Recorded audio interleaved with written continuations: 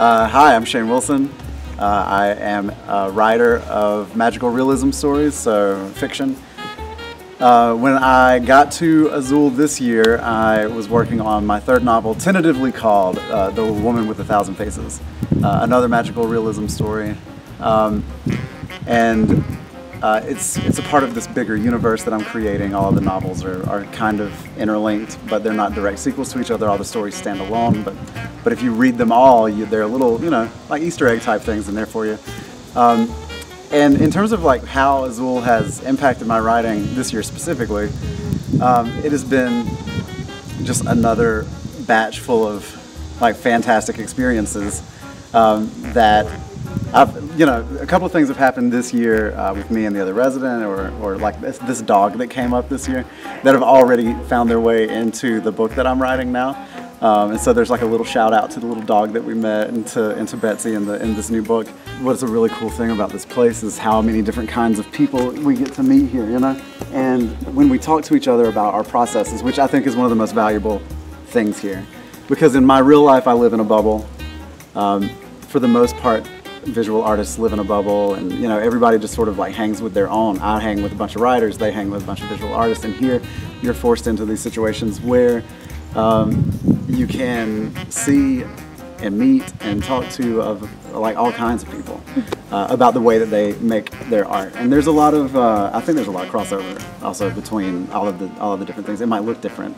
Like Aaron might make a painting and it will look something, and I will write a book. So this is an example from last year. I was here with Betsy, a visual artist, and Jeremy, a composer.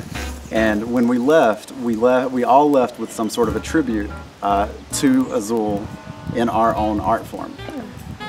Betsy did the house as an abstract painting. I wrote about the house in my novel I was writing last year, and Jeremy wrote a piece of music called Drive Me There. And so we all sort of represented our time here in our own discipline and in our own mode. I write because I don't know how not to write. I've written since I was in second grade, and my parents and my teachers, they've all been very supportive of that drive in me. And so I've always written, and if I stopped, I don't know what I would do with myself. I would go crazy. And part of that is because of the cathartic element of creation. I think that the drive or the stimulus for any creative project is probably some sort of something in you that you have to get out of you. And I just feel like I have all of these people and all of these stories living inside of me, and a lot of those stories are mine, and I just explore them through these other characters that I create, who are all some part of me.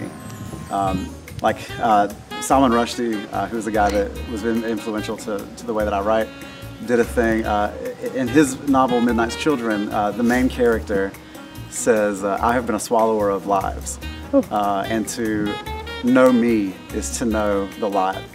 And I feel the same way. Like I capture stories from people that I know, and yeah, I think that they all come out in the writing in some way.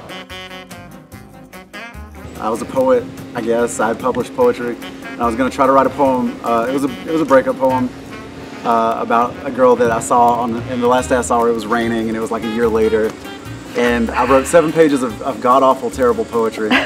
And decided, okay, well maybe the world doesn't need another god-awful, terrible breakup poem. I always tell people that I really think that my first novel was an accident. So I think that if you want to turn a crappy poem into a novel, just let it rest, right? I think that's good advice for any sort of draft situation. Anything that you write, a first draft is always terrible. One of the essays that I always teach my students is called Shitty First Drafts, and it is about how, if you are doing it right, the first version is going to be awful, and it's just about getting it out.